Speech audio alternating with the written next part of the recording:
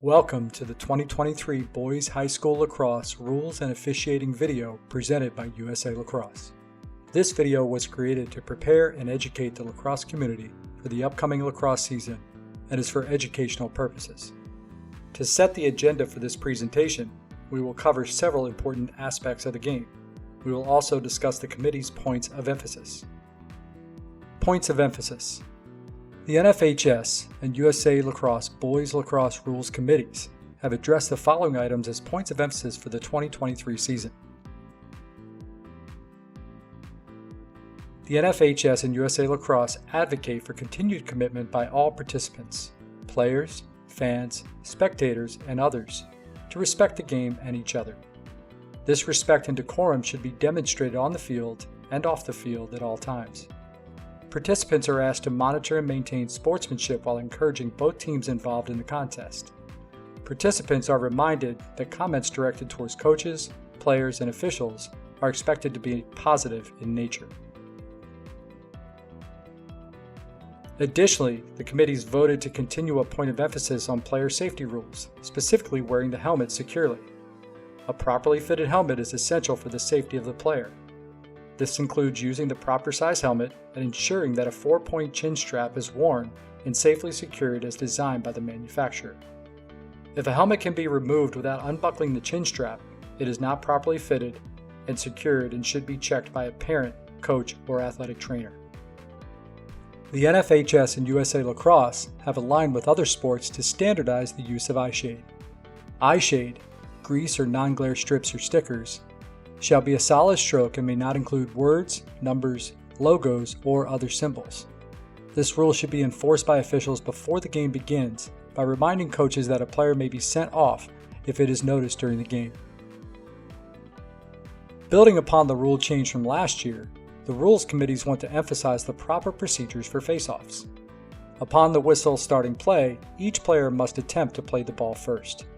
A player may clamp the ball with the back of the stick, but it must be moved, raked, or directed immediately. A player may not lie on the ball or trap it with his cross longer than is necessary to control the ball and pick it up with one continuous motion. Under a running clock situation in the second half, when a penalty expires during a face-off period, the player may not re-enter the game until the face-off is completed. This should be communicated to the table crew and the offending player before the next face-off to avoid confusion.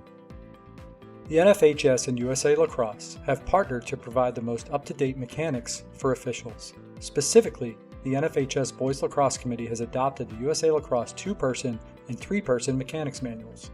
These manuals allow officials, coaches, players, and spectators to see consistency in high school officiating across the country. To access this free resource, go to the USA Lacrosse website. Major rule changes for 2023. The following section discusses the major rule changes and clarifications for the 2023 season. Rule 1-2-1 Field Markings. Failure to have a clearly marked center line that runs the entire width of the field, a continuous sideline, or end lines shall be penalized as illegal procedure and assessed against the home team prior to the start of the game. Possession will be awarded to the visiting team. Logos running through the end zone of many football fields are often placed on the end line for lacrosse. The end line for lacrosse is just as important as the midline. The penalty for not having a solid end line or sideline should also be illegal procedure against the home team if the situation cannot be fixed prior to the start of the game. This violation should be communicated to the local assigning authority so it may be corrected prior to any future games. Rule 1-2-7 and 1-2-8 Table and coaches areas. Where physically possible, the scorer's table should be placed at least 6 yards from the sideline at the center line. 2 lines shall be drawn on either side of the center line, 5 yards from the center line and extending past the scorer's table. The area bounded by the sideline, the 2 lines perpendicular to the sideline, and the scorer's table shall be referred to as the table area. Only players serving penalty time, players ready to substitute on the fly, the chief bench official, and official scorers and timers are allowed in the table area. The coaches' area shall be located on either side of the table area. Each coaches' area shall extend from the table and parallel to the sideline. It shall be bounded by the sideline, the table area, a dotted line 6 yards from and parallel to the sideline, and a dotted line extending from the sideline. parallel to and 20 yards from the table area. This rule change standardizes the box with other rule codes including NFHS girls lacrosse and NCAA men's lacrosse. This change increases the amount of control an official has while substitutes are entering and exiting the field.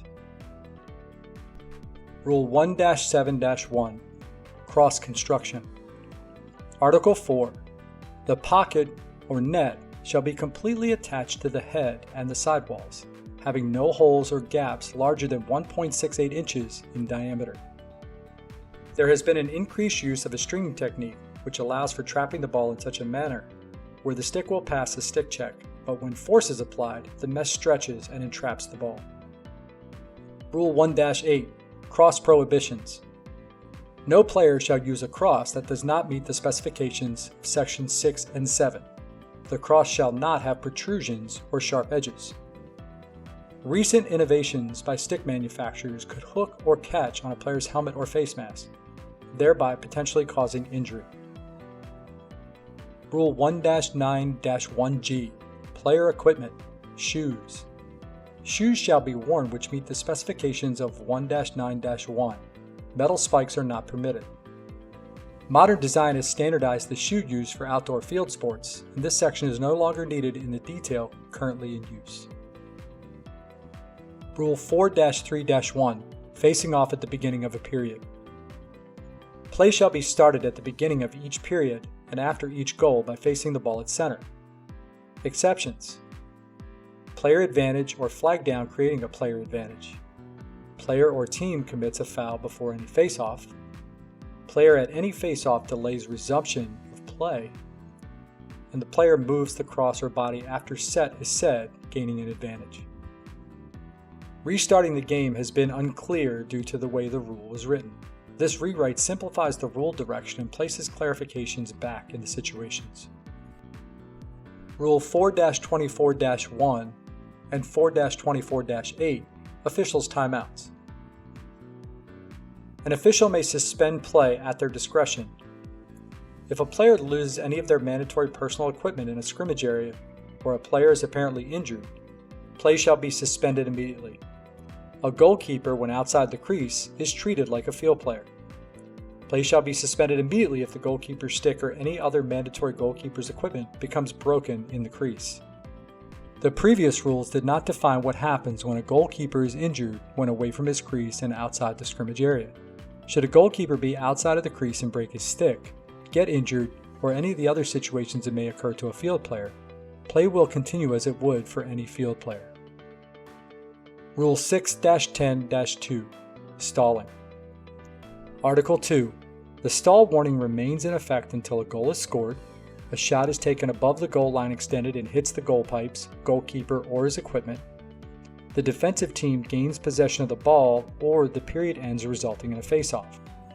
After the team has been warned, stalling shall be called if the ball leaves the goal area in any manner other than as a result of a shot or a touch by the defending team.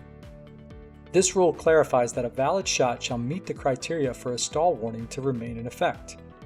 If the offensive team starts outside of the offensive area, they shall be given a get it in, keep it in warning and have 10 seconds to advance the ball into the offensive area.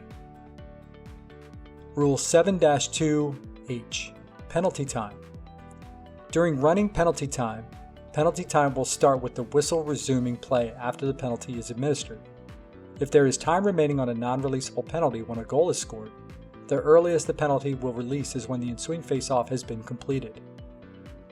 This rule solves an administrative challenge for officials to monitor penalty time expirations and player re-entry while conducting a face-off. USA Lacrosse and the NFHS would like to thank you for watching the 2023 Boys High School Rules Interpretation. For more information about the rules, interpretations, memos, or more resources, visit the USA Lacrosse website.